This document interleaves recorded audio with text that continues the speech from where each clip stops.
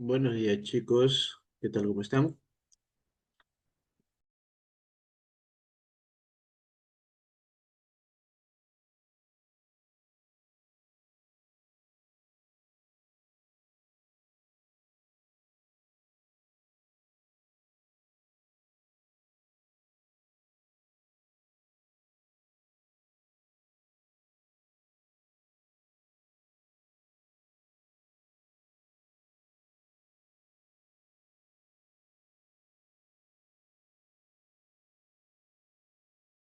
Muy bien. Vamos a comenzar por aquí con la sesión 2 de esta semana número 9 y continuamos con un repaso del repaso, ¿no? Vamos a ver por aquí el primer ejercicio, entonces, chicos, así rápidamente. Dice así: en la naturaleza de la materia encontramos de diversas formas de metales, por ejemplo, o por lo general lo encontramos formando minerales, ejemplo, el óxido férrico. Algunos como el oro lo encontramos formando parte del oro nativo.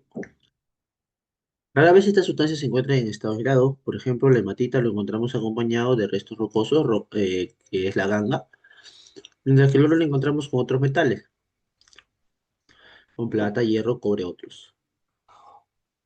Al respecto al párrafo, marque la proposición correcta, chicos.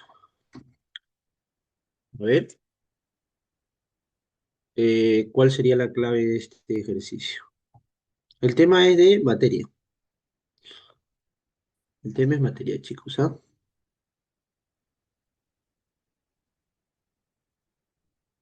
¿Cuál marcarías? Por aquí te pide la proposición correcta.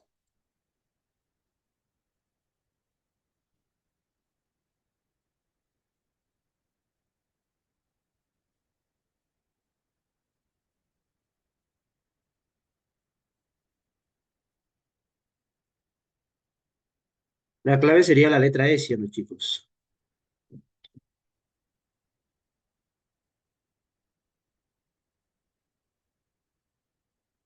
El óxido férrico es una sustancia compuesta de tipo iónico.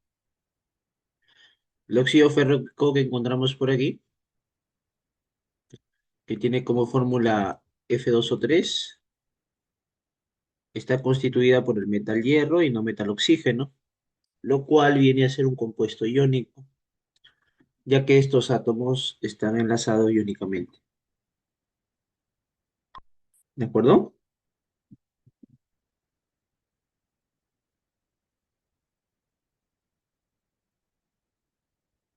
La D no puede ser, porque dice la oxidación del hierro es una propiedad física. Y la oxidación es un cambio químico. El oro aislado dice, el oro se podrá obtener, a partir del oro se puede obtener láminas delgadas de baja dureza. Falso, la dureza de estos metales preciosos es alta. Luego dice la hematita y la ganga forman una mezcla homogénea. Eso es falso. El mineral, eh, o en todo caso la mena, que está conformada por el mineral y la ganga, constituyen a una mezcla heterogénea, ¿no? Y luego por último en la A dice el oro nativo es una mezcla de tipo heterogénea. Como hemos visto, el oro nativo es el oro mezclado con otros metales. Así que se trata de una aleación, por lo tanto es homogénea. Listo. Pregunta 2, chicos. En la pregunta 2 nos piden determinar la proposición correcta. Y tenemos, ¿a qué elementos? Tenemos el potasio, tenemos al cromo, te dice que es un elemento químico de número atómico 24. Ujú. Por aquí nos habla también acerca del bromo, por aquí el cromo. Vamos a ver. El potasio tiene número atómico 19, o sea, se encuentra ubicando los gases nobles de manera, por aquí, de memoria. Tenemos helio 2, argón 10, perdón, neón 10, argón 18, ¿no? Y el potasio tendría número atómico 19 que estaría por aquí en la cuarta fila de la primera columna. Luego está el criptón 36. Pero tengo que ubicar al cromo también, que es 24, y el bromo 35. El bromo 35 está junto antes del 36, o sea que está a la derecha de potasio. Y el cromo, que es 24, pues va a encontrarse entre el potasio y el bromo, ¿no? Ya que potasio es 19 y bromo es 35. Eso quiere decir que rápidamente nos damos cuenta que estos tres elementos que aparecen en las proposiciones están en una misma fila, en un mismo periodo. Entonces, en la A nos habla acerca del carácter metálico y el radioatómico. El carácter metálico y el radioatómico aumenta hacia la izquierda. Eso quiere decir que el cromo posee mayor carácter metálico o menor carácter metálico que el potasio. Menor, ¿verdad? Acá dice que es mayor, por lo tanto es falso. El mayor es el potasio, ¿no? Mayor radio, mayor carácter metálico. Luego, pertenece al bloque P, tercer periodo. Tercer periodo ya no sería, ¿no? El cromo se encuentra en el primero, segundo, tercero, cuarto periodo. Ahí está el cromo. Así que esto es falso. No va a estar en el bloque P porque su configuración electrónica va a terminar en D y por eso pertenece al grupo B. Así que es falso también eso. El cromo 3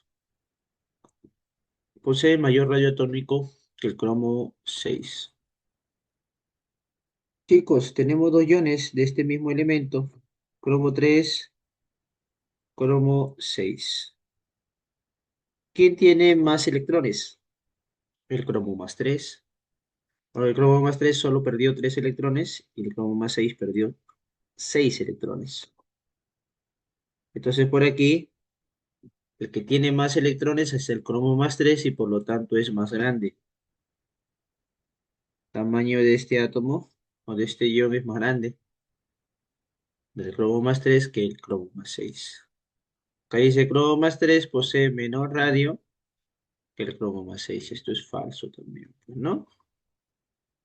Recuerda que a medida que presenta más electrones, más grande es la nube electrónica y por lo tanto más grande es el átomo.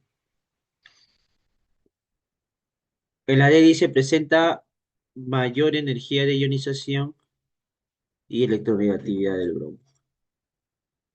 La energía de ionización y electronegatividad aumenta hacia el lado derecho.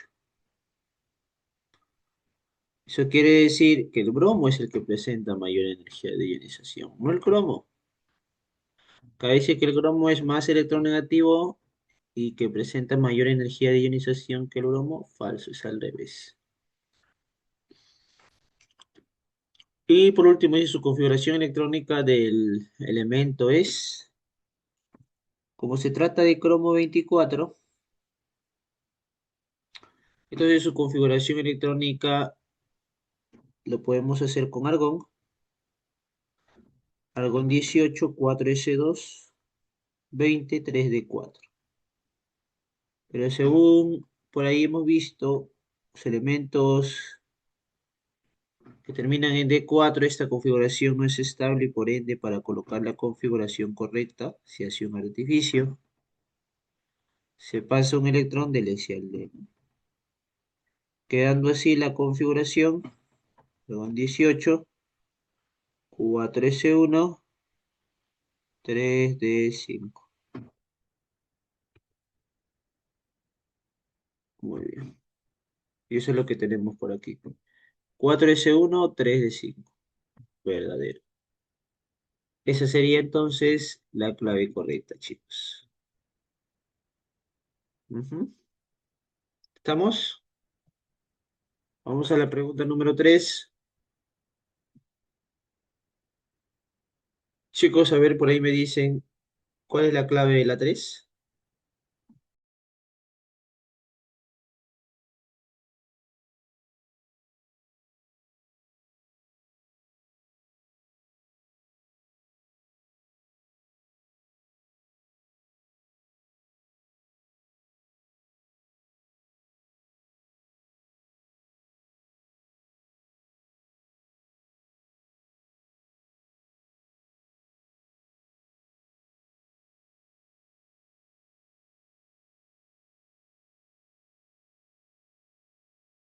A ver, por ahí me dicen la B.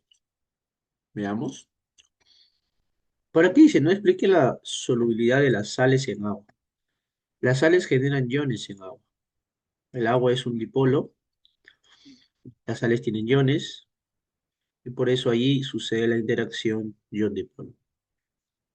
Así por aquí la letra D. Luego dice, se representa que las moléculas de hidrógeno o CO2. Hidrógeno o CO2 son ¿qué tipo de moléculas? Son moléculas apolares. ¿Sí o no? Simétricas, apolares. Eso quiere decir que hay fuerzas de los no. Solo hay los no. ¿Listo? Con ello ya tendríamos clave, pues, ¿no? La B. Muy bien. Son las más intensas, dice, y están presentes en el NH3. NH, chicos, si las moléculas presentan el enlace nitrógeno-hidrógeno, entonces hay puente de hidrógeno. Aquí sería la letra C. Último dice, se unen a través de dipolos permanentes. Generan dipolos permanentes, es a través de las fuerzas dipolo-dipolo. Así que ahí va a ser DACB. Ujú.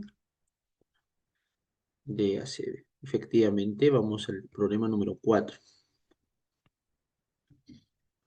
Te pide los nombres comunes de estas sustancias. A ver, nombres comunes de estas sustancias, chicos. ¿Cuál marcamos? A ver, dime la clave. ¿Cuál sería la clave, chicos?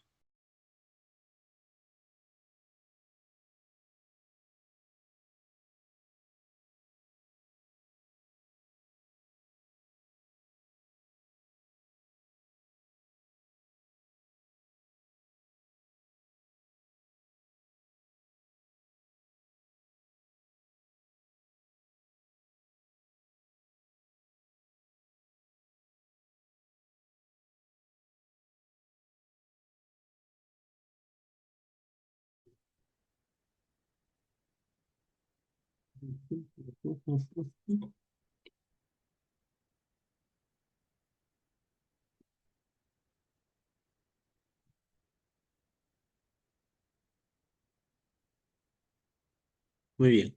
Les comento lo siguiente. Chicos, si nosotros queremos la nomenclatura común, eso depende. ¿Cuál va a ser la nomenclatura común respecto al compuesto que estemos analizando? Y es, y es respecto a la parte metálica, la parte catiónica, el catión del compuesto. Aquí el catión es el cobre. Sabemos que el SO4 tiene carga -2, el cobre es +2. Entonces tú te acuerdas de tu cobre, pues, ¿no? Tu cobre tiene dos cargas. Entonces cuando el metal tiene dos cargas, la nomenclatura común, la nomenclatura común va a ser igual a la nomenclatura, y lo voy a colocar así mejor, mira. Cuando el cobre tiene dos cargas, entonces la nomenclatura común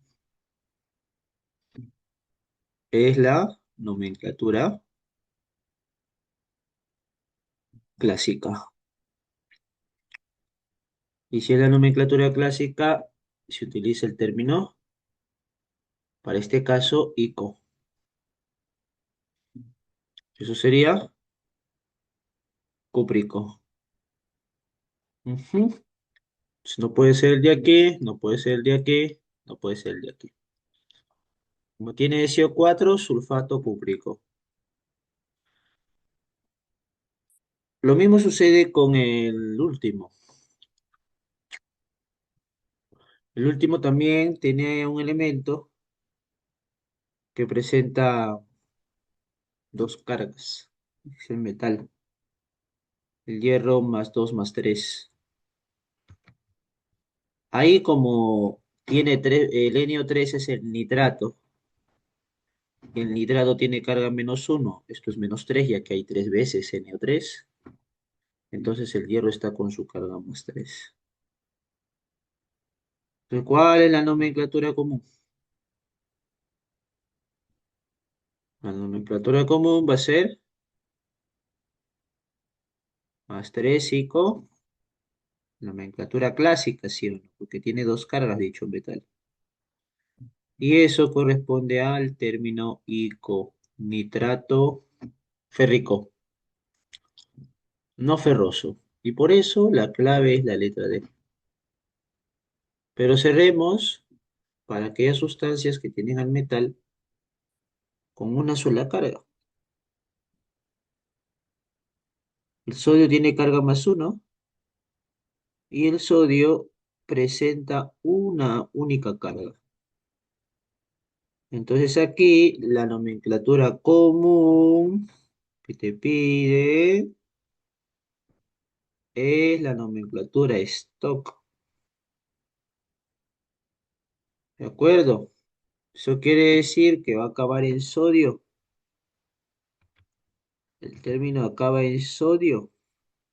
Profe, pero si es stock, si es +1, uno en romano. No, se omite el uno en romanos ya que la única carga es +1. Solo se pone sodio. Como el CO3 es el carbonato, carbonato de sodio. Listo. Terminó. Para recordar aquí nomás, este es el sulfato. Estos iones lo tienes que conocer sí o sí. Este es el nitrato y este es el carbonato.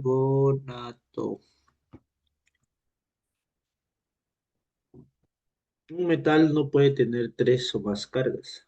Es metal o una carga o dos.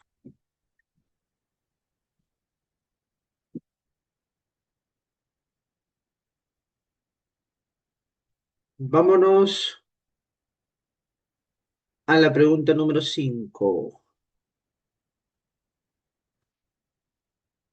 Calcule la suma de los coeficientes estequiométricos de los reactantes y productos en la ecuación iónica balanceada, dice, en medio ácido. Vamos a balancearlo en medio ácido.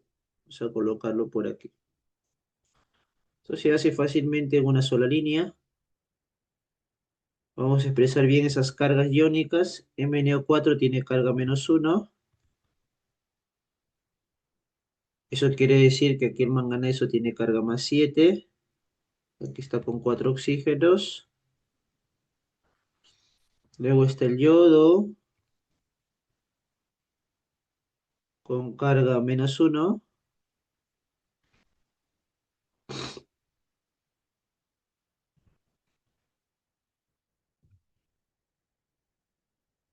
Luego aparece el manganeso con carga +2.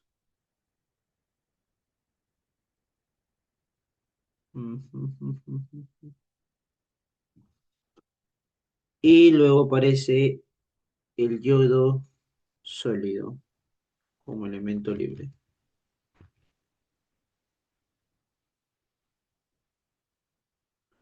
Listo. Y aquí como elemento libre, pues el yodo tiene carga 0, ¿no? Identifico entonces, primero lo primero. ¿Qué sucede con el manganeso? ¿Y qué sucede con el yodo? El manganeso está disminuyendo su carga, eso quiere decir que se reduce. Y como hay un manganeso en cada lado, está balanceado y puedo restar las cargas sin problema para ver cuántos electrones se ganan. Están ganando aquí 5 electrones. 5 electrones. Muy bien. Esa será la reducción de manganeso más 7 a manganeso más 2. Luego para el yodo, de -1 a 0, ¿qué sucede? Su carga aumenta, se oxida, y por aquí, como hay un yodo en la izquierda y dos a la derecha, lo balanceo. Coloco por 2 por aquí. Ahora sí, hay dos yodos con carga -1, la carga total es -2. Dos yodos con carga 0, la carga total es 0. De -2 a 0 se pierden 2 electrones. Al ojo sale que el mínimo común múltiplo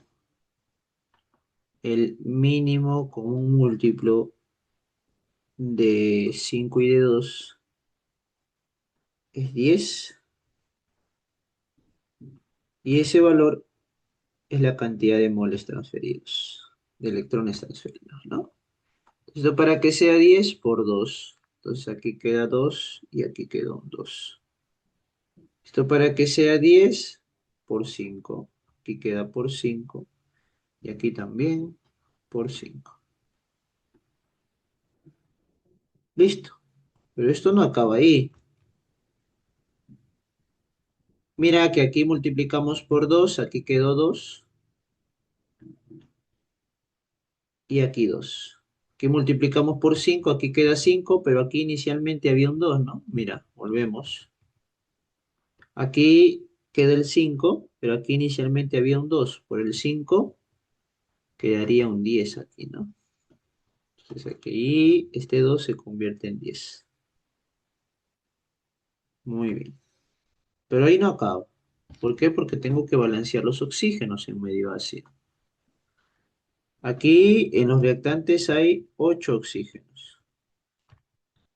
Como hay 8 oxígenos, entonces se balancea donde falta esos 8 oxígenos, se coloca 8 agüitas. 8 agüitas. Ujú. Y por aquí igualito tenemos 16 hidrógenos, y donde hace falta hidrógeno le colocamos 16 iones hidrógeno. Hidrógeno más 1. Y ahí ya quedaría totalmente balanceado. A nosotros nos pide la suma de coeficientes de los reactantes y productos de ecuación iónica. A ver, 16 más 2, 18, más 10, 28, más 2, 30, más 5, 35, y más 8, 43. Eso quiere decir que la suma de coeficientes totales es igual a 43. Y la clave es la letra T. ¿Está claro, chicos? ¿Está claro por aquí? Este balance medio ácido. Muy bien. Vamos ahora a la pregunta número 6. En la pregunta 6 nos dice el gas recogido sobre agua. ¿Qué significa gas recogido sobre agua, chicos? Es que el gas y el vapor de agua van a formar una mezcla homogénea, útil para recolectar gases que no son solubles en agua, como el hidrógeno, el oxígeno, el dióxido de carbono. El volumen ocupado por un gas seco. El gas seco es el gas que está no mezclado con el vapor de agua, seco, por ello. El gas húmedo es aquel que está recogido sobre agua. Dice que el volumen ocupado por un gas seco a 20 grados Celsius y de 710 milímetros de mercurio es de 800 mililitros. Tenemos presión, temperatura, volumen. Puedo calcular moles. ¿Qué volumen ocupará este gas recogido sobre agua? Dice, a 730 milímetros de mercurio y 30 grados Celsius. Nosotros queremos saber cuánto va a ser el gas, el volumen que ocupará el gas y el agua.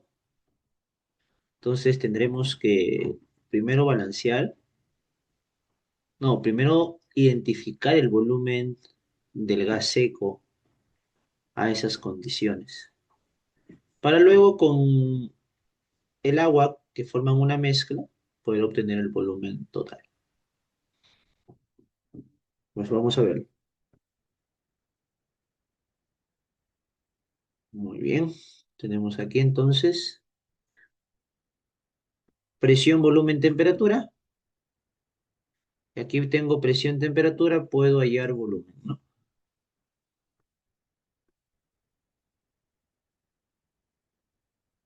Efectivamente, medio básico, recordando medio básico, ¿no? Si tú esta ecuación lo quieres pasar a medio básico, como aquí hay 16 hidrógenos, agregas 16 OHs y esto se convierte en 16 aguas, porque H más OH es agua, ¿sí? Como has agregado 16 OHs a la izquierda, también agregas 16 OHs a la derecha. Como aquí tienes 16 aguas y aquí tienes 8 aguas, entonces restas y al final te van a quedar 8 aguas por la izquierda y las 16 OHs por la derecha. O sea, en medio básico vas a tener 8 aguas por la izquierda, las 8 aguas lo vas a tener por la izquierda, 8 agüitas, y esto ya no va a haber y por la derecha va a haber 16 OHs. Eso sería en medio básico, ese cambio hacemos. Perdón, de ácido lo puedes pasar a básico. Muy bien. Estamos por aquí entonces. Vamos a determinar lo siguiente. Como las moles son constantes en este proceso, o sea, su masa es constante, tenemos un gas seco, 20 grados Celsius, 293 Kelvin.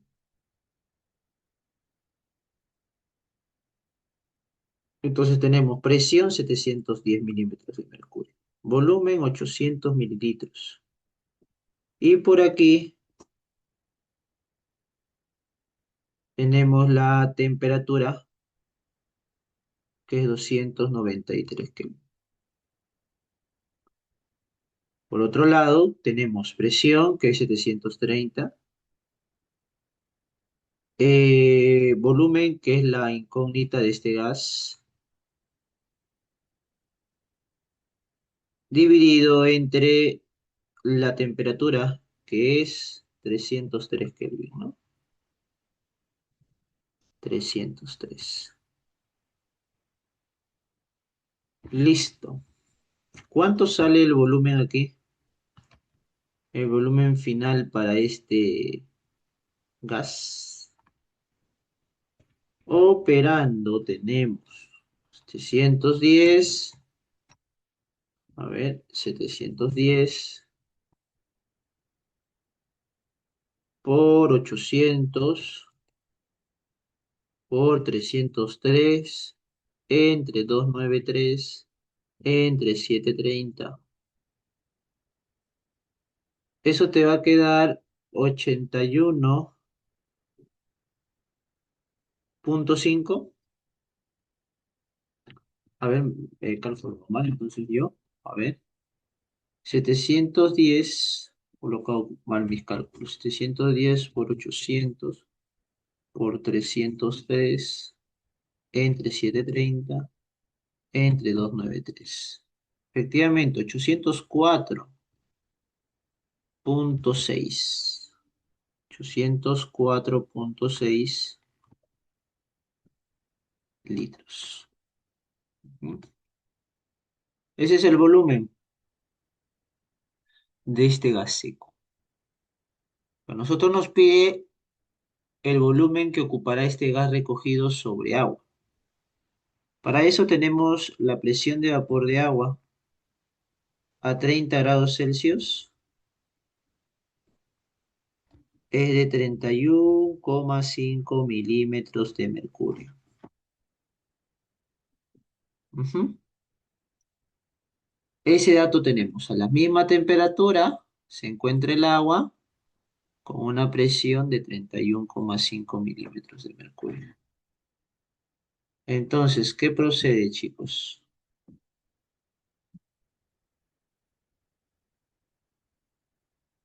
El R no, el N. El número de moles es constante.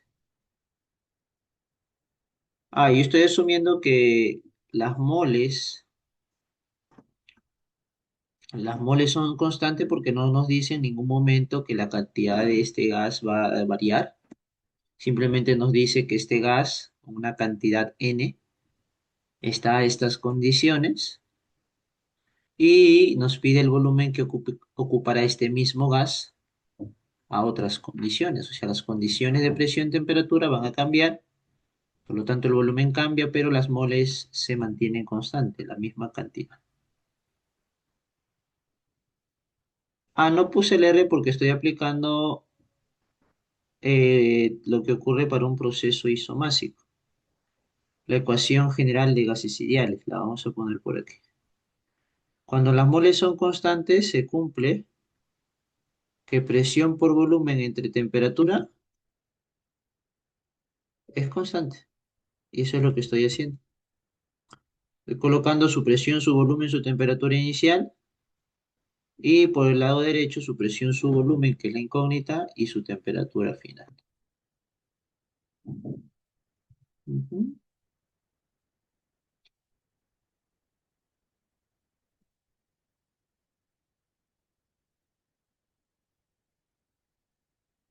Estoy poniendo- Perdón,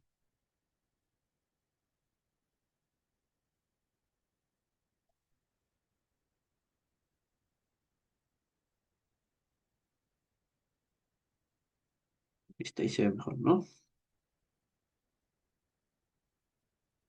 Muy bien, pues chicos.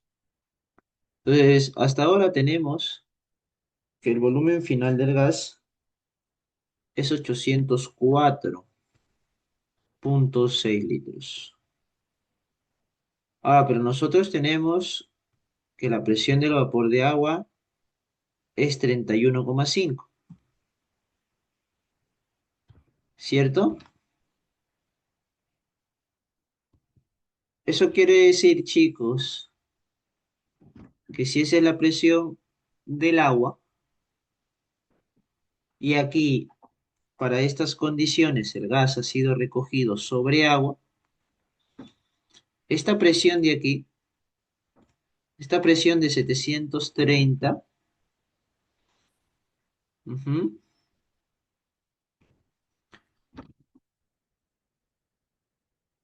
esa presión de 730 es la presión total entre el gas seco y el agua. A ver, presión del gas húmedo, la presión del gas húmedo es igual a la presión del gas seco más la presión del vapor de agua a la misma temperatura. Presión de vapor de agüita. Entonces, si yo tengo del gas húmedo que es 730 y tengo por aquí del agua que es 31,5, ujú, esto va a ser igual a ¿cuánto? La presión del gas seco. La presión del gas seco, chicos, va a ser igual a 600, a ver, 730 menos 31,5. 698,5. Entonces ahí cambia la idea, ¿no? La idea del problema cambia porque esto se trata de un gas húmedo. Este 698,5 viene a ser, ujú, realmente la presión que debe ir aquí en esta ecuación, porque aquí se analiza el gas seco. Aquí habíamos visto que se recoge sobre agua, es del gas húmedo. Pues inicialmente nosotros habíamos colocado 730, pero este 730 es de la mezcla con agua. No podemos colocar 730, sino más bien del gas seco, que es 698,5. Eso quiero que entiendan. Y si nosotros colocamos 698,5, ahí sí habría respuesta. Mira. 710 por 800 por 303 entre 293 entre 698,5. Y aquí el volumen te va a salir 841 mililitros, ya que el volumen inicial es de mililitros. Y la clave sería la letra E. Entonces es importante que nosotros al final leamos que en el último apartado aparece que las condiciones que te dan son recogidas sobre el agua, o sea, respecto al gas húmedo. Si tú tienes la presión del gas húmedo, puedes obtener la presión del gas seco y ahí sí compararlo con las condiciones iniciales, que es un gas seco. La clave, chicos, aquí es la letra E. Listo. Pregunta número 7. Una muestra de 5 gramos contiene 75% de sulfuro de hierro. 2. El sulfuro de hierro 2 es este de aquí. Sulfuro, azufre. Hierro 2 ahí tiene carga más 2 ya que el azufre está como carga menos 2. Se trata con una solución de ácido nítrico, HNO3. Concentrado 60% en masa, 1,37 gramos por mililitro de densidad. Como resultado se obtienen los siguientes productos. Óxido de nitrógeno, sulfato de hierro 2. Colocamos aquí óxido de nitrógeno 2, que sería NO, y sulfato de hierro 2, que sería FSO4. Y agua. Muy bien, colocamos agüita también. ¿Listo? Entonces, siendo el rendimiento de la reacción del 93%. Listo. Primero que vamos a hacer es balancear porque nos pide la suma de coeficientes del producto.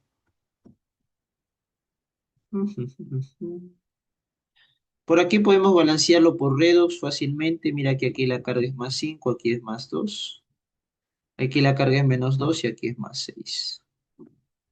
De más 5 a más 2, su carga disminuye en 3. Se reduce ganando 3 electrones. Eso es lo primero que vemos, ¿no? Reducción ganando 3 electrones.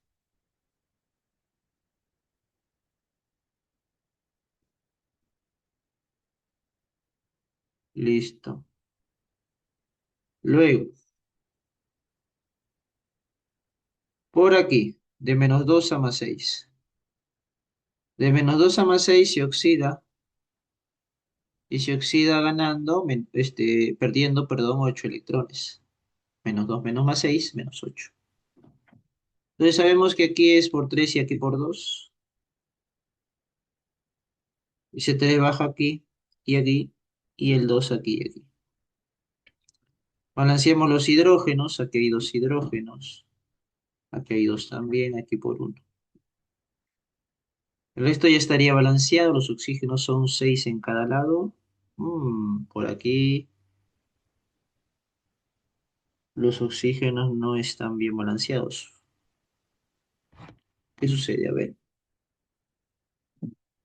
El azufre, nitrógeno de más 5 a más 2, 3 electrones. Muy bien. Por aquí, por 3 y por 8. ¿Y de dónde salió el 2, no? XD. Claro, para que sean la misma cantidad. Jejeje. Un lapsus brutus. Por 3. Qué raro, dije, ¿no? ¿Qué pasa con los hidrógenos, los oxígenos? Por 8. Hay 8 hidrógenos, aquí hay 2 para que sean 8 por 4. Y ahora sí, 24 oxígenos serían, a ver, por 3 y por 8. ¿Es correcto?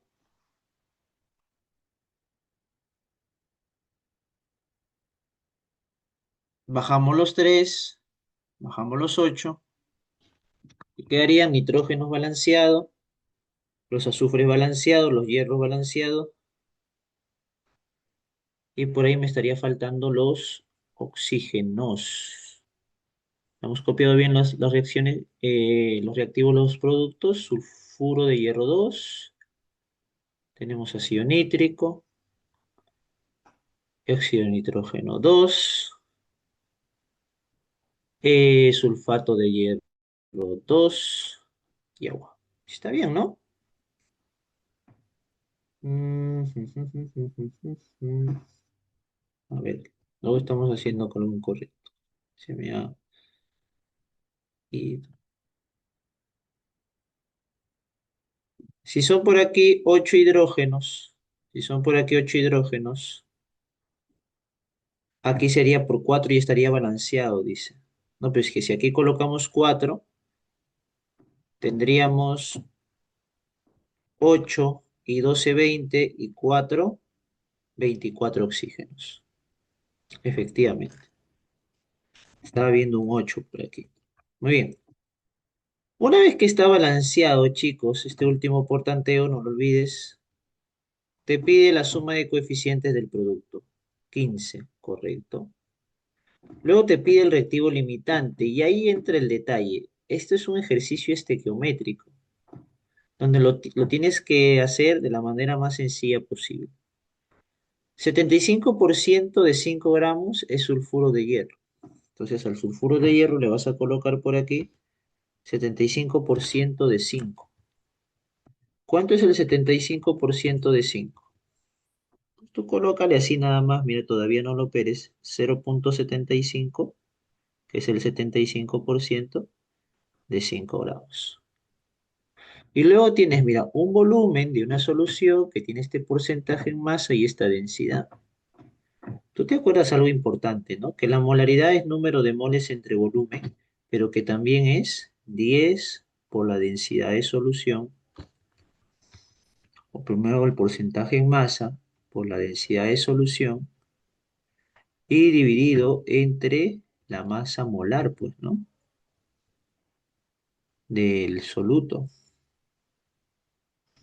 Si yo igualo estas dos ecuaciones, número de moles entre el volumen de solución y este volumen lo paso a multiplicar aquí, entonces te quedarían las moles, ¿no? Entonces yo puedo hallar las moles. O sea, para sulfuro de hierro su masa es multiplicando estos dos. Ahí tengo la masa. Y para la solución,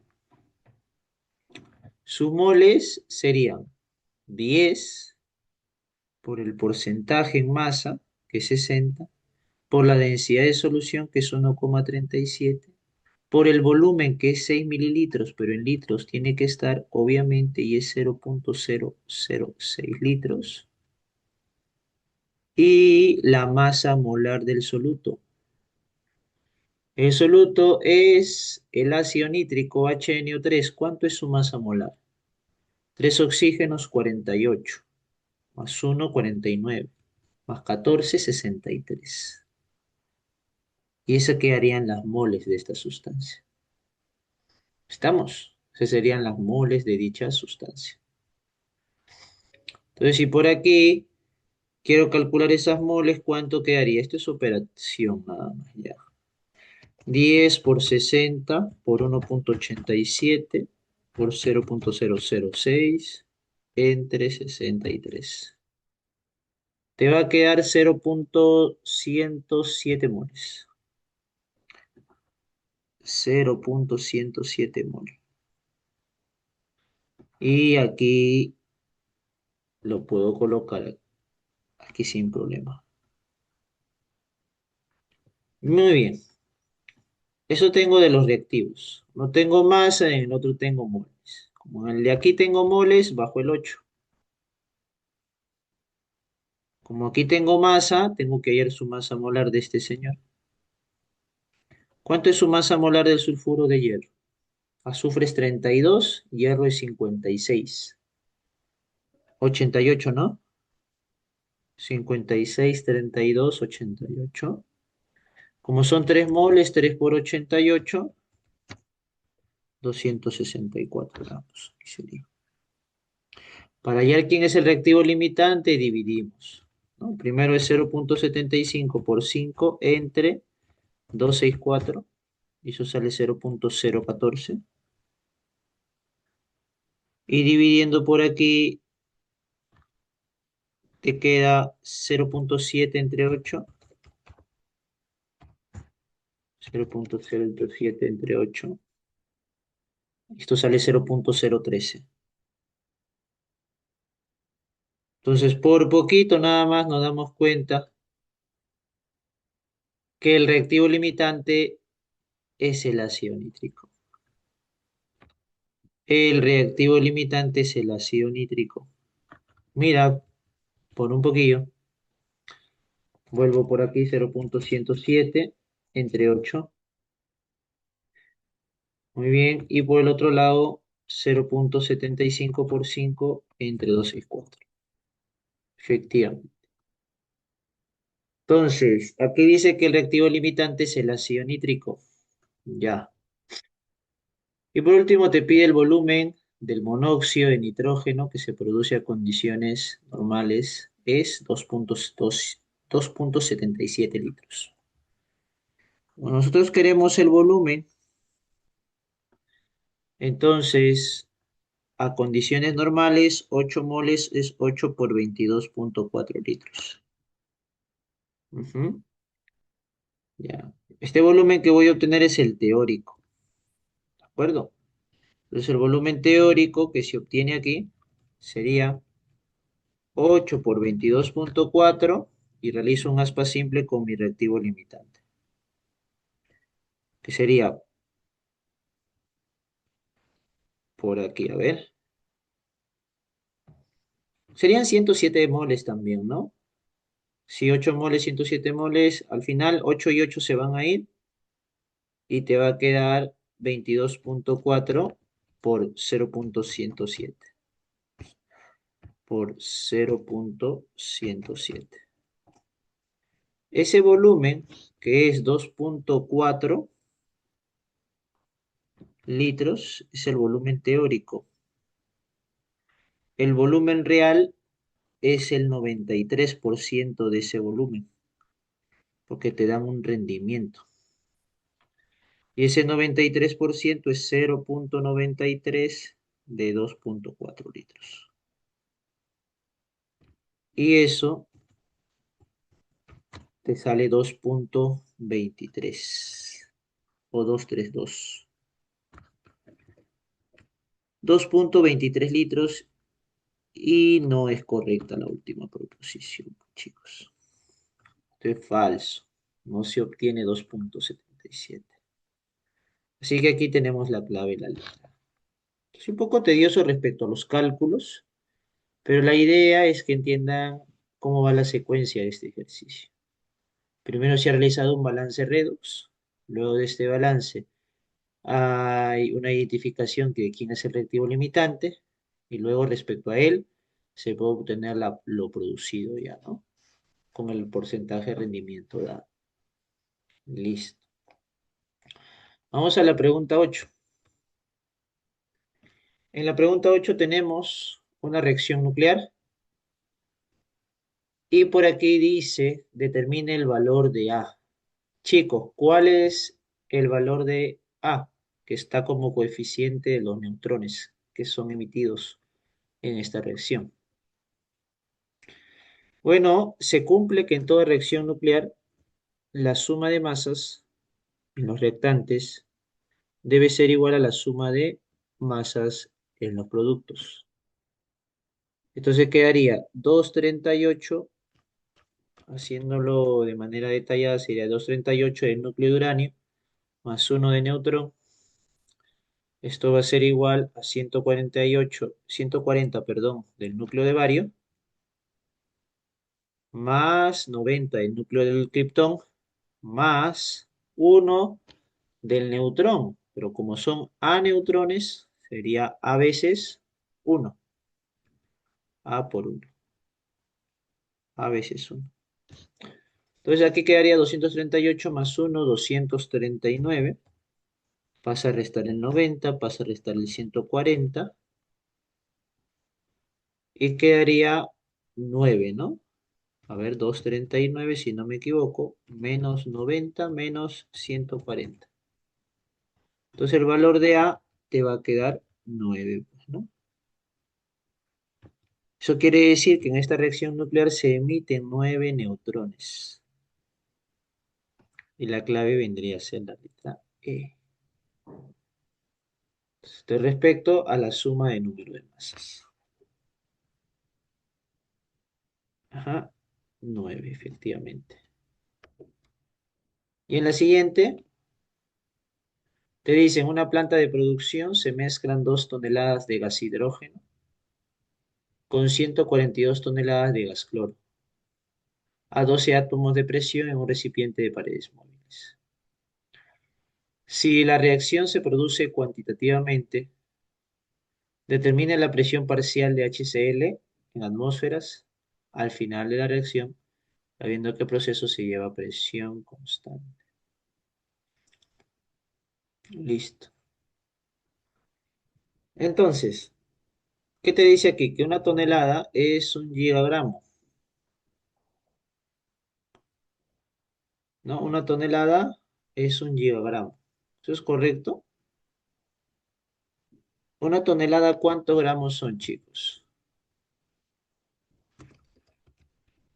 Una tonelada en gramos, ¿cuánto es?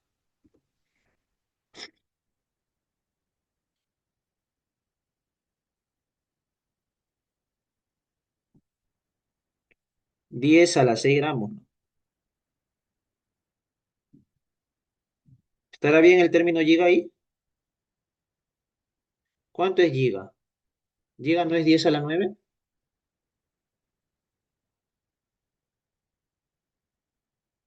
Debe ser mega, claro. O sea, ahí se equivocaron, ¿ya? Entonces, sabemos que tonelada es masa. Hay una relación de masas entre hidrógeno y cloro. Vamos a ver este balance. Tenemos por aquí 2 toneladas de hidrógeno.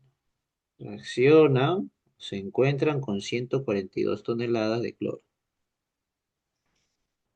Respecto a la ecuación, sus masas serían una mol de hidrógeno, perdón, se cayó el mouse. Una mol de H2, pero H2 tiene una masa de 2, masa molar de 2, o sea, 2 gramos de hidrógeno.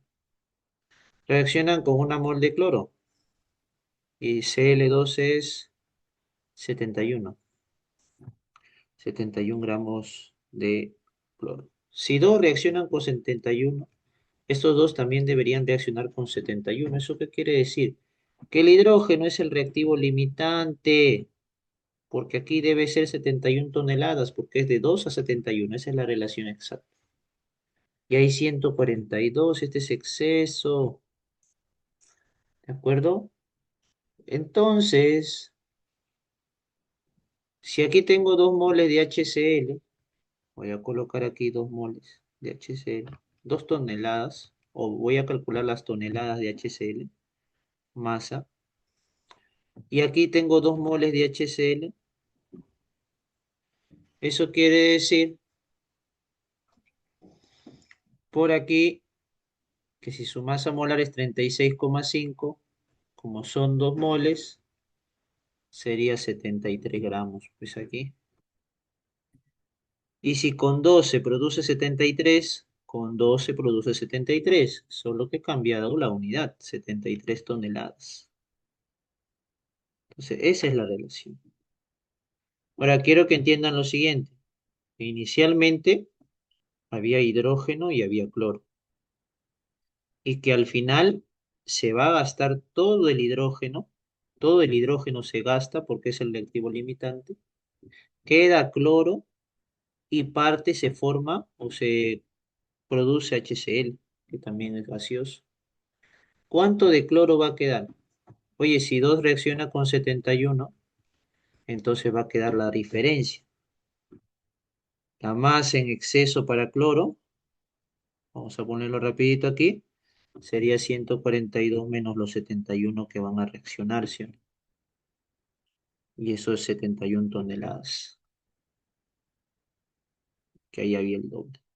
Entonces yo tengo lo que hay de ácido clorhídrico, 73 toneladas, y de cloro, que es 71 toneladas.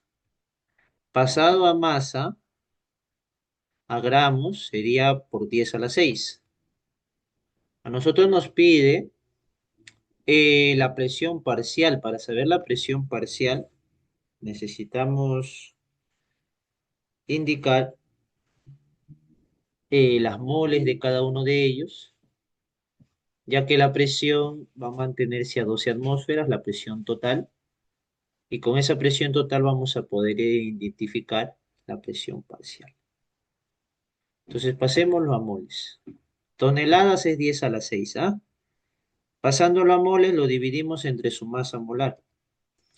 Por ejemplo, aquí 73 entre 36,5. ¿Cuánto es? Esto es 2.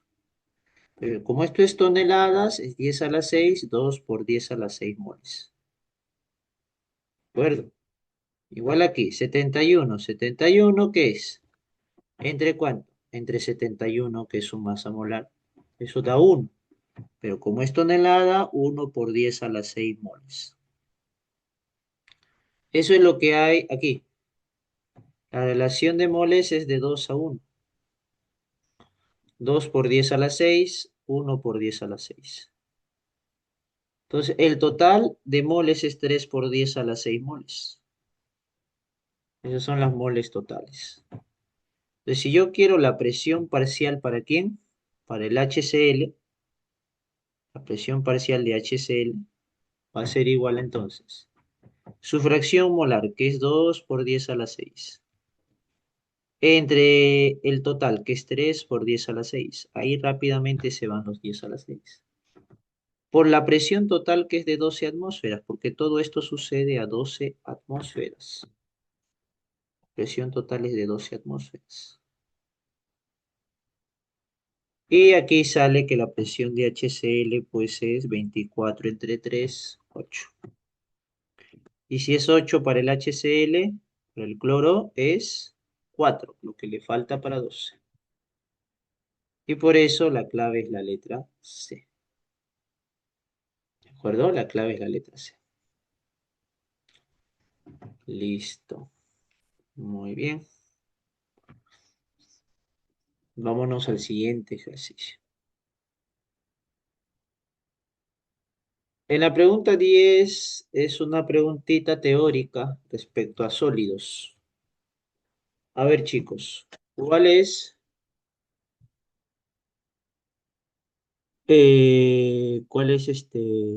la clave de este ejercicio?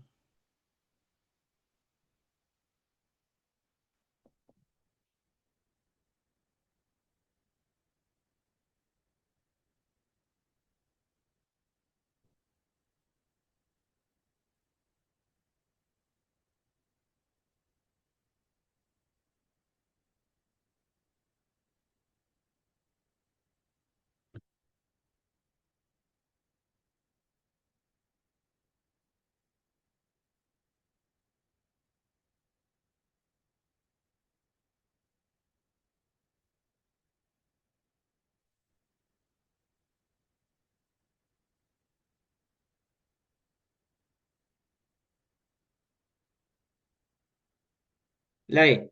El vidrio y el caucho son ejemplos de sólidos cristalinos claros. Estos dos son claros ejemplos de sólidos amorfos.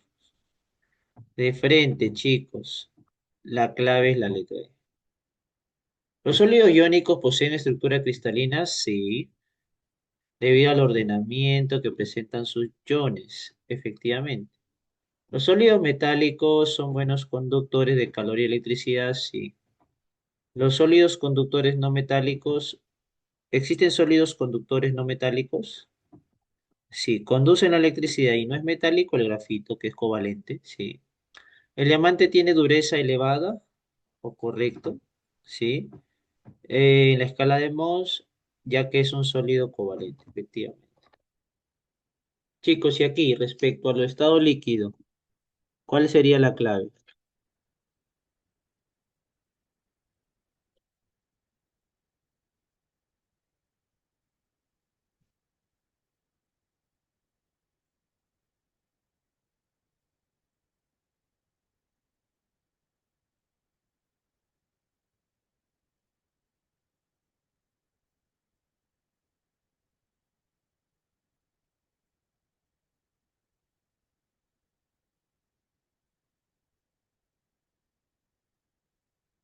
Ujú, ¿cuál es la clave por ahí, chiquirines? ¿Eh?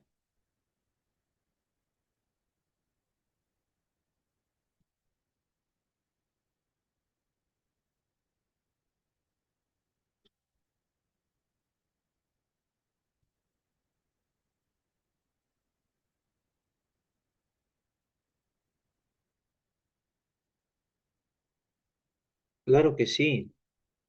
El éster se forma gracias a que un compuesto tiene grupo carboxilo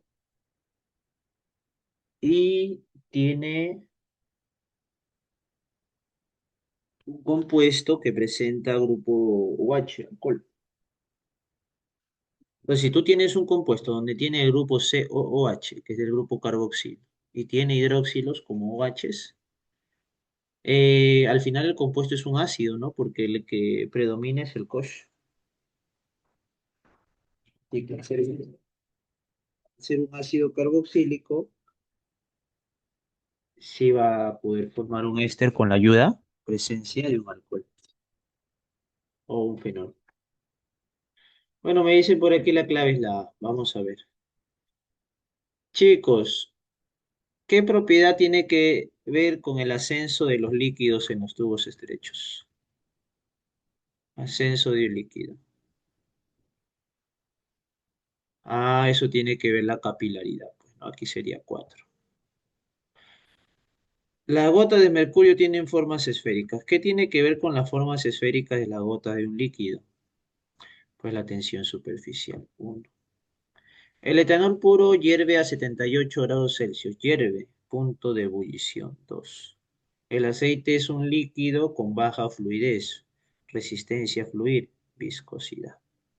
4123, 4123, la clave es la letra A. Ajá, es correcto. Ya está. Pregunta 12.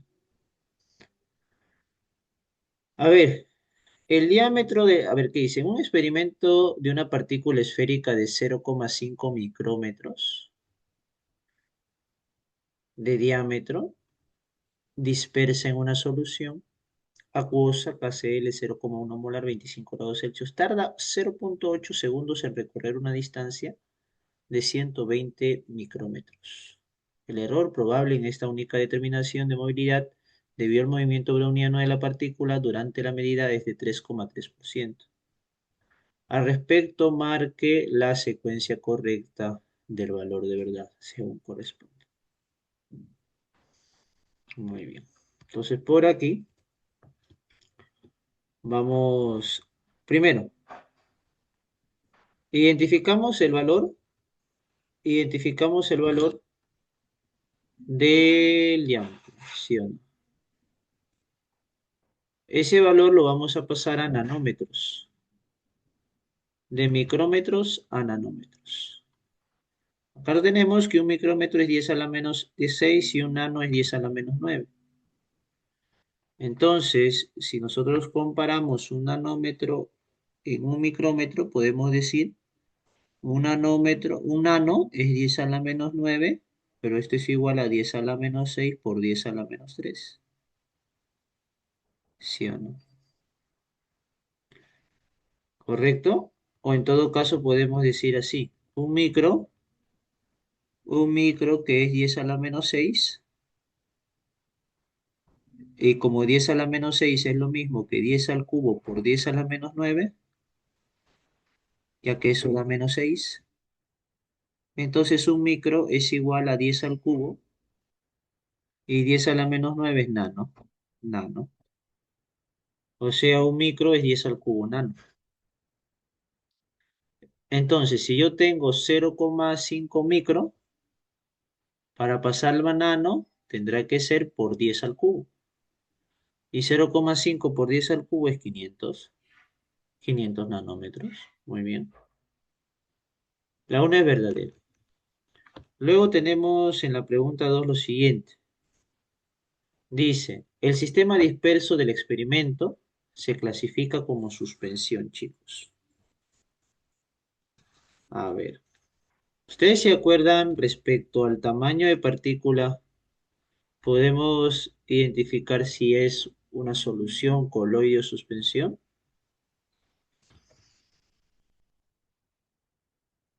Ujú. Para que sea coloide, perdón, para que sea suspensión, el diámetro de partícula tiene que ser mayor que ¿cuánto? Mayor que un micrómetro, ¿se acuerdan? Que es lo mismo que mayor que 1000 nanómetros.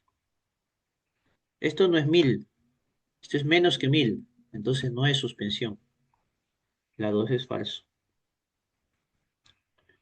¿El diámetro de los iones en el sistema disperso es mayor a un micrómetro? A ver, los iones generalmente se encuentran en nanómetros o en Armstrong. Y como son iones en un sistema disperso, los iones son mucho más pequeños que un micrómetro. Acá en este caso dice que son 0,5 micrómetros. Entonces por aquí no va a ser mayor a un micrómetro. Esto es falso también. Si no sería menor al dato dado, ¿no? Recordar también que en una solución, ya que lo que se trata de este ejercicio es una solución, las partículas presentan un tamaño menor a un micrómetro. De ahí también lo podemos sacar, menor a un nanómetro, perdón. Ahí también lo podemos sacar. Mayor a un micrómetro sería suspensión y eso no es correcto. Listo.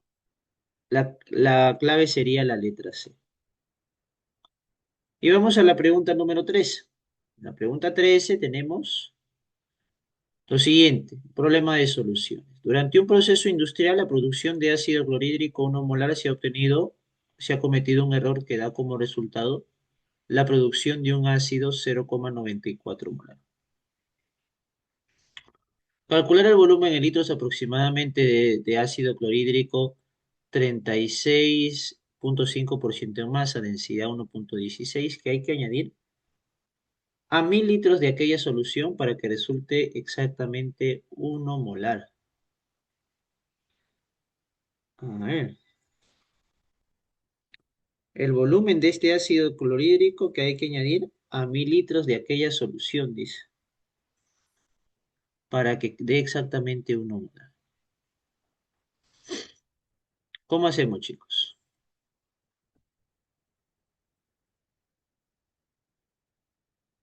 Veamos. Tenemos por aquí porcentaje en masa, densidad de solución y queremos por ahí el volumen. Como es el ácido clorhídrico, es HCl y su masa molar es 35,5 más 1, 36,5.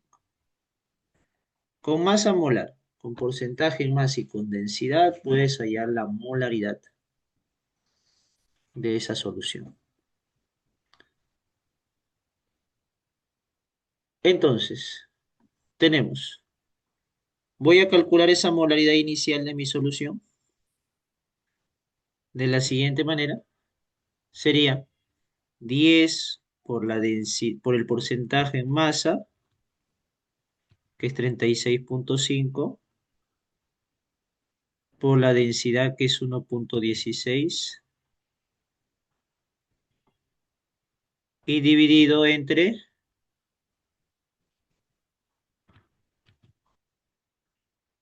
la masa molar del soluto, que es 36,5. 36,5 arriba y abajo, el porcentaje y la masa molar se van, y la molaridad queda 10 por 1,16, 11,6 molar. Y mi volumen inicial no lo tengo, ¿o sí? Calcular el volumen, dice que hay que añadir a 1.000 litros de esta solución. Ah, ok, son 1.000 litros el volumen inicial de esta solución, para que resulte exactamente, dice, 1 molar. O sea, de esta concentración, yo necesito que la molaridad final me quede 1 molar. Entonces, volumen,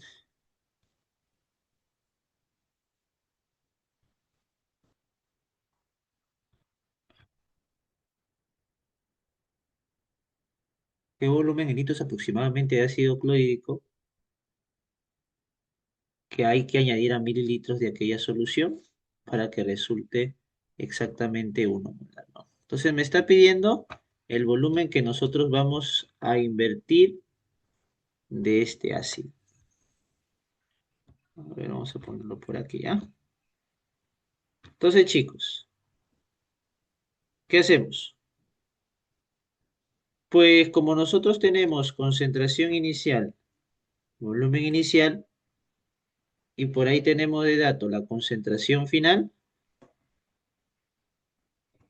pues ya lo tenemos, ¿no?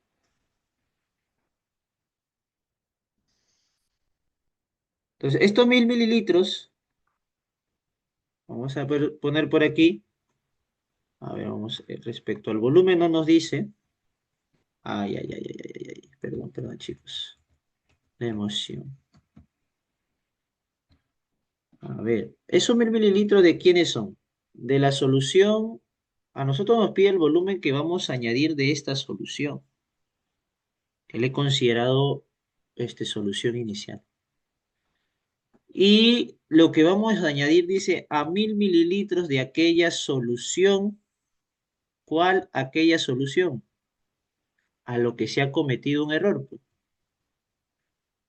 0,94 molar. O sea, hay otra solución. Vamos a colocarle molaridad 2 de 0,94 molar, que tiene un volumen pues de 1.000 litros. O sea, esta solución, que por cierto, por un error de operación, salió una concentración de 0,94 molar, hay que convertirla a 1 molar, que es lo que se desea en el proceso industrial. Para eso se necesita un volumen que no desconocemos, ¿no? Listo. Entonces ese sería el detalle. Entonces, por aquí, ¿cuánto va a ser ese volumen, chicos? Entonces vamos a colocar aquí molaridad 1 por volumen 1 más molaridad 2 por volumen 2 es igual a molaridad 3 por volumen 3. El volumen 3 va a ser la suma de volúmenes de estas dos mezclas. Y la molaridad 3 es 1 molar, lo que se desea. Entonces vamos a colocar 1 por aquí. Aquí 11,6 por un volumen V, le vamos a poner por aquí V, más 0,94 por 1.000. Y esto es igual a 1 por V más 1.000. V más 1.000. Muy bien. Entonces de aquí ya salió, pues. Tengo por aquí, esto sale 940. Aquí tengo 1000 menos 940 es 60. Y aquí tengo V, pasa a restar aquí y quedaría 10,6 V, ¿no? 10,6 V. Entonces al final tengo 60 entre 10,6 y eso sale 5,7 litros. O sea que el volumen que necesitamos de esta solución es de 5,7 litros para poder mezclarlo con 1000 litros de esta concentración 0,94 molar y obtener 1 molar como resultado. Si aquí la clave es la letra C. Entonces es un problemita de mezcla de soluciones. Entonces. Bien, pasamos al siguiente capítulo, al siguiente tema que es de celdas galvánicas.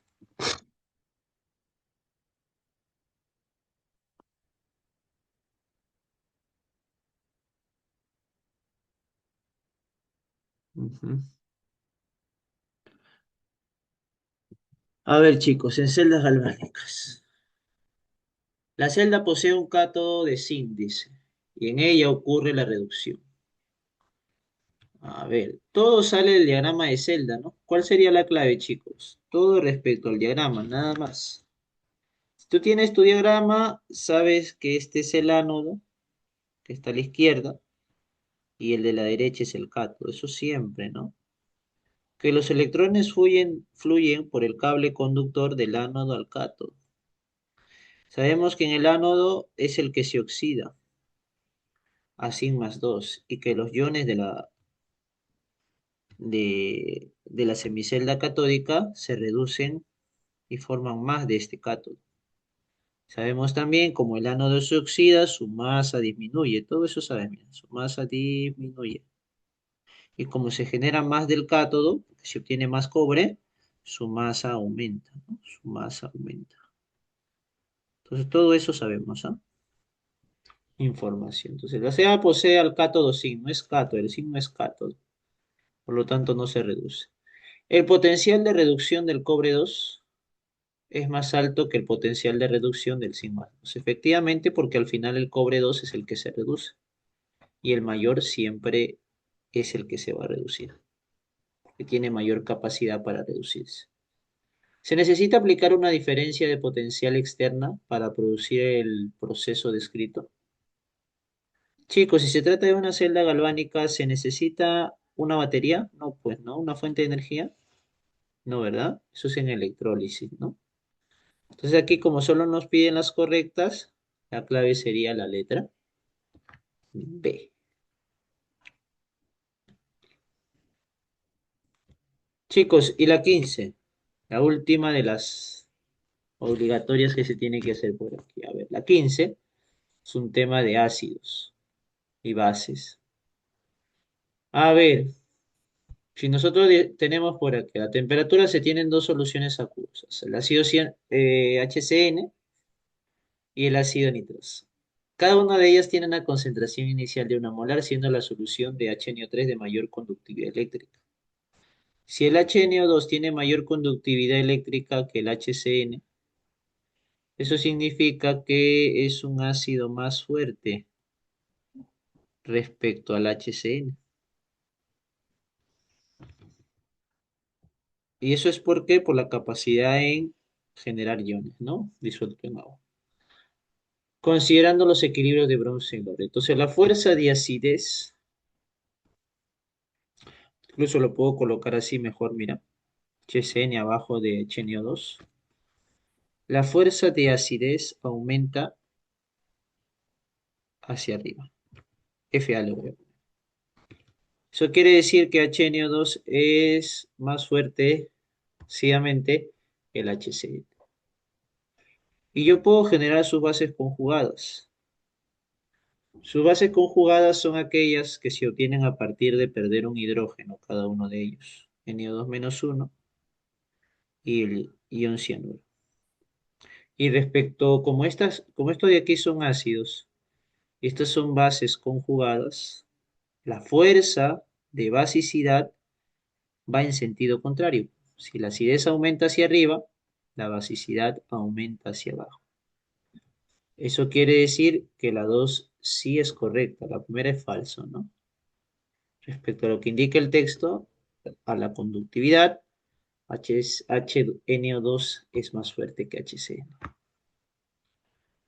Y luego dice, el ion hidronio es la base conjugada del agua. A ver, si yo tengo al agüita y quiero su base conjugada, pues su base conjugada se obtiene al perder un hidrógeno el agua. Y el agua cuando pierde un hidrógeno se forma el OH, no el H3 o más. La base conjugada del agua es el OH, no el ion hidronio. El ion hidronio es H3 o más. No, falso, es el ion hidróxido. Así que la clave es la letra C. ¿Estamos, chicos? ¿Alguna pregunta hasta ahí? ¿Qué problemita por ahí adicional quieres que veamos? El resto es química orgánica, mira. Hacemos química orgánica, ¿no? De todas maneras, 16, 17, 18.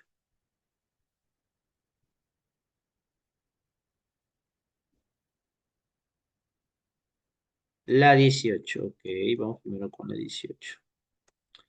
Las aminas, dice, son indicadores de descomposición orgánica y son tóxicas. Tenemos dos compuestos, la triamina y la histamina.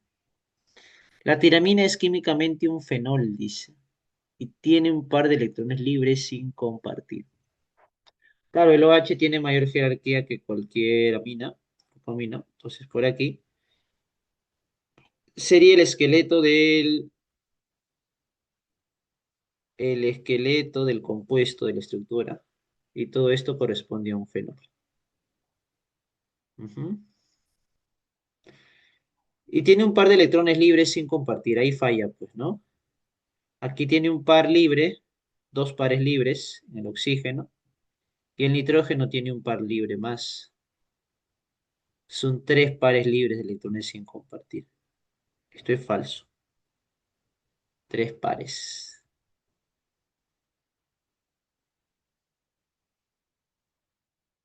Efectivamente, sí es correcto. A medida que, si tú tienes a la glicina y la cristeína, y la glicina y la cristeína presentan el mismo número de oxígenos, digamos, por lo tanto, por ahí la polaridad es similar, entonces tú tendrías que ver en qué molécula es más grande. A medida que es más grande es menos soluble, a medida que es menos grande es más soluble. Entonces, respecto al número de carbonos, te puedes dar cuenta de ello como tú indicas por ahí. Es correcto. La histamina es una amina heterocíclica. Es una amina, sí, heterocíclica también, efectivamente. Mira. Tiene tres pares de electrones libres y cuatro electrones pi. A ver, aquí hay un par libre, aquí hay un par libre y aquí hay un par libre. Tres pares libres. Cuatro electrones pi. Hay dos enlaces pi y por lo tanto son cuatro enlaces pi. Cuatro electrones pi. Por ende, esto es correcto, ¿no? Los enlaces pi corresponden a cuatro electrones. Ambos tienen un grupo amino primario. El grupo amino primario es este de aquí. Está unido a un carbono. Y forman puente hidrógeno con el agua. Efectivamente, NH puente hidrógeno y eso también sería correcto. Y la clave es la letra D. Ese sería el problema 18, chicos. El problema 16, a ver, ¿cuál es la clave de la 16, chicos? Ya, entra orgánica sí o sí. ¿Ah? Me pide la incorrecta. Mira. Clave de la 16. La letra E. El compuesto B presenta dos enlaces pi, dice. Uy, qué fácil, ¿no? Uno en el doble y dos en el triple, ¿no? Tres enlaces pi. Listo, de frente. Por eso yo te digo, empieza por abajo, ¿no? Cuando es química orgánica por ahí o un problema donde hay varias proposiciones, empieza por la alternativa de abajo. Bien. ¿Ambos compuestos sufren reacciones de adición? Sí. porque tienen enlaces múltiples. El nombre del compuesto a ver, compuesto A está por aquí, se enumera desde el extremo más cerca al triple enlace, eso quiere decir por la izquierda para que esté en la posición 3, ya que por la derecha estaría en la posición 4. Entonces aquí, chin, chin, listo. Y su nombre va a ser, pues, a ver, 3 metil, no, 2 metil, ¿no? Del B me dice, ¿no? Del B, perdón. Estaba viendo de la. De la A es 6 bromo, 2 metil, hept 1 ino, por el triple enlace. Muy bien. ¿Por dónde se enumera por aquí? Por aquí se enumera por el doble enlace, porque hay empate tanto para el doble y el triple y para la ramita. Como hay empate para el doble y el triple por la ramita, se decide el orden alfabético. Primero en de doble enlace y luego ino de triple enlace. Entonces sería 3 metil, pen 1 en, 4 ino. Listo. La fórmula del compuesto A. Recuerda cómo se hace la fórmula. Cuenta los carbonos, son 8.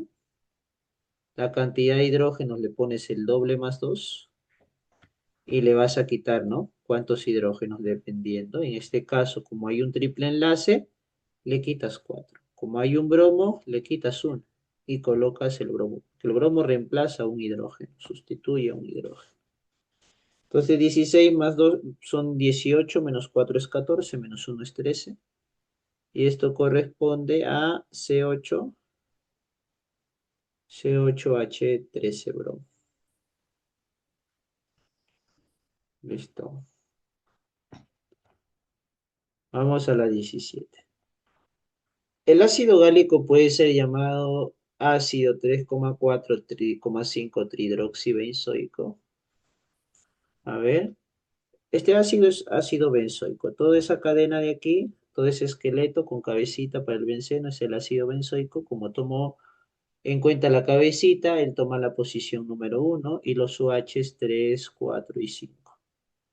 Es por eso que el nombre es ácido 3,4,5 trihidroxibenzoico. Es correcto. Y luego dice en la 2, el resveratrol presenta resonancia entre los dos anillos aromáticos. Chicos, ¿qué significa que el resveratrol presenta resonancia entre los dos anillos aromáticos? Que tiene, pues, eso te está indicando que tiene dos anillos bencénicos. Y eso es correcto. Y como hay un enlace doble alternado justo aquí también, entonces va a presentar resonancia entre estos dos anillos. Verdadero. Ambos son solubles en agua porque establecen puente hidrógeno. Ok, hay presencia de OHs. Y por último dice, son capaces de formar ésteres al reaccionar con una amina. Para formar ésteres, ¿el ácido carboxílico tiene que reaccionar con amina? No. ¿Tiene que reaccionar con qué? Con un alcohol, ¿no? Y el de abajo, el resveratrol, tendrá que reaccionar con un ácido. Así que esta última es falsa, pues. Por eso aquí la clave es la letra D. Listo. Entonces, chicos, vamos por los dos últimos ejercicios para cerrar la clase del día de hoy. ¿Cuál es la clave del problemita 19?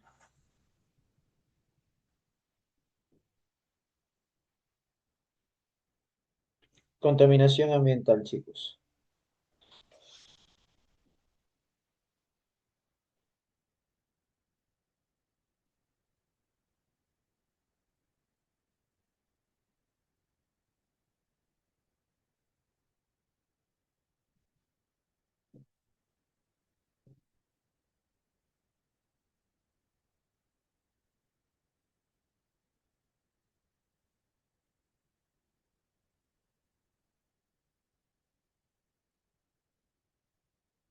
A ver, me dicen por aquí.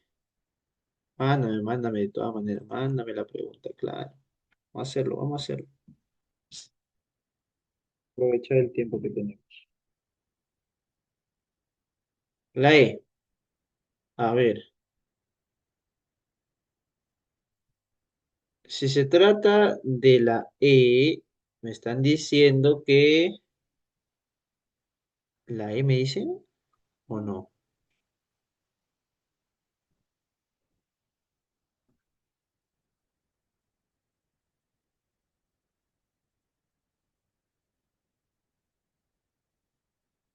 Que el efecto invernadero está relacionado con O3, la 19, la D. Efecto invernadero, CO2. Ya, claro, el CO2 es un GEI, ¿no? Un gas del efecto invernadero, al igual que el metano y el vapor de agua. Listo. El que disminuye o destruye la capa de ozono son los clorofluorcarbonos, o sea, A. Con ello ya es la D, ¿no? El smog fotoquímico empieza a partir de la emisión de monóxido de nitrógeno y el ozono es un oxidante fuerte en la troposfera, que es por eso que genera daños respiratorios. Así que la clave es la letra D. Listo. La 20 para ir al problemita extra, ¿cuál sería la clave entonces?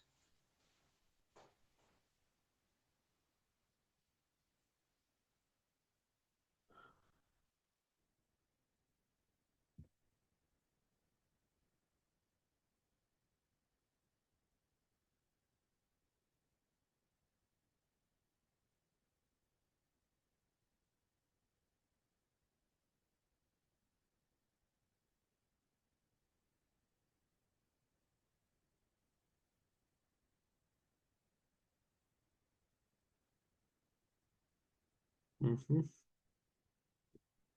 La letra D también. A ver qué dice. Respecto a la potabilización del agua, me pide las correctas. El cribado consiste en clasificar el agua para su posterior clarificar el agua para su posterior consumo. Clarificar, clorificación, nada que ver con cribado. El cribado es simplemente la separación de sólidos voluminosos y no voluminosos que presenta el agua, ¿no? Que es captada de los ríos, manantiales o aguas subterráneas.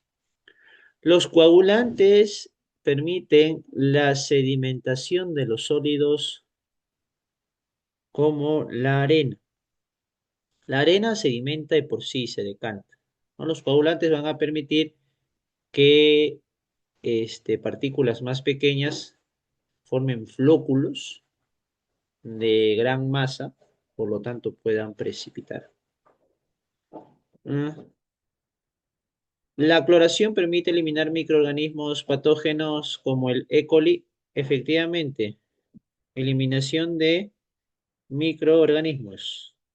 Listo. La clave de la letra. Vamos al ejercicio, pues. Tu única pregunta es por qué se oxida acetona si no es alcohol secundario.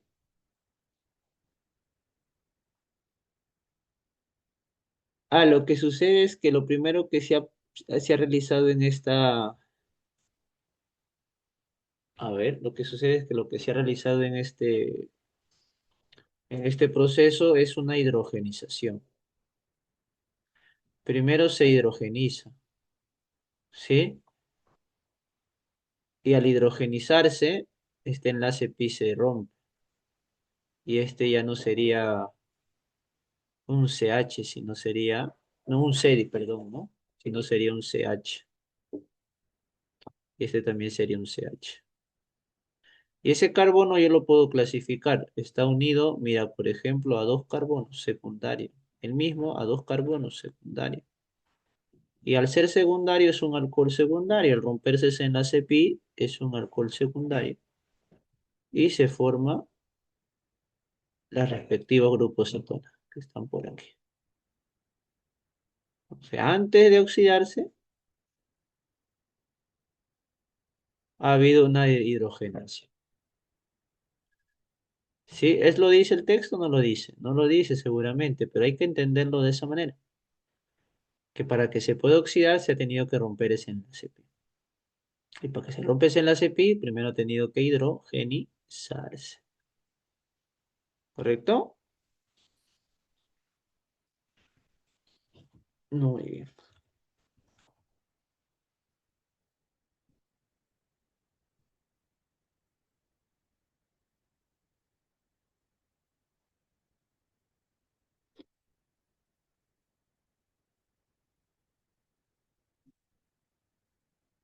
Muy bien, chicos. Entonces por ahí nos están quedando. Ah, ¿cuáles son los radicales libres? Me dicen, ¿no? Los radicales libres que neutralizan a los antioxidantes. A ver, primero, ¿qué es un antioxidante? O en todo caso, primero, ¿qué es un radical libre? Un radical libre, chicos, puede ser un átomo o un grupo.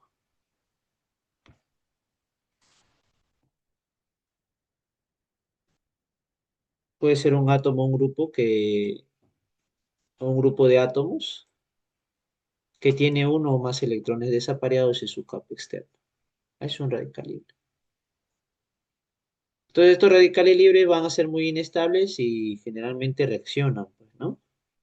Para estabilizarse. Entonces, ¿cómo se neutralizan los antioxidantes? Los antioxidantes se van a neutralizar por los radicales libres, por ejemplo, los grupos OH, que son los más frecuentes, que es un agente oxidante, va a reaccionar con un antioxidante que tiene sus propiedades contrarias, pues, ¿no? Puede ser también, por ejemplo, si hablamos de nomenclatura inorgánica, un óxido nítrico. O por qué no, también puede ser el grupo de los ésteres, el COO. Eso se ve como el oxígeno con sus electrones libres, efectivamente. Tú cuando veas al oxígeno, eso es lo que mayormente se ve en orgánica, ¿no? Al oxígeno presenta electrones libres, es un radical libre. Esos radicales libres neutralizan o reaccionan con los antioxidantes. Ujú. Efectivamente. Muy bien. Chicos, vamos a poner un problemita más. A ver, por aquí tengo un problemilla más. Vamos a salir por aquí.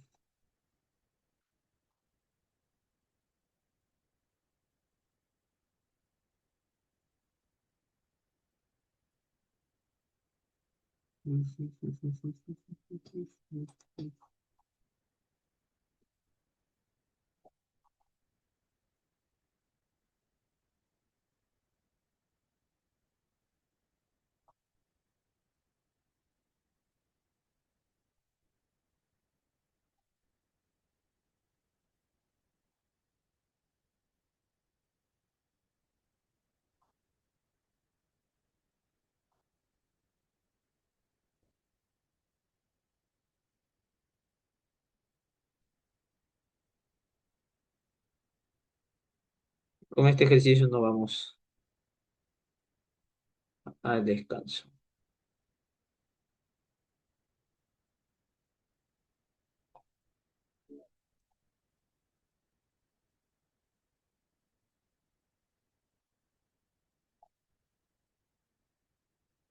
A ver,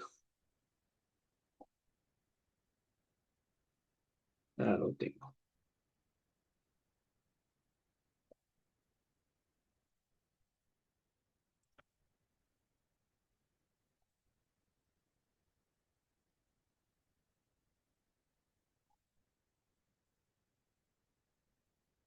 A ver, chicos, ¿cuál es la clave de este ejercicio? Y tienen sus 3 minutitos que les quedan. Si no, lo resolvemos en el último minuto. Vamos, marquen.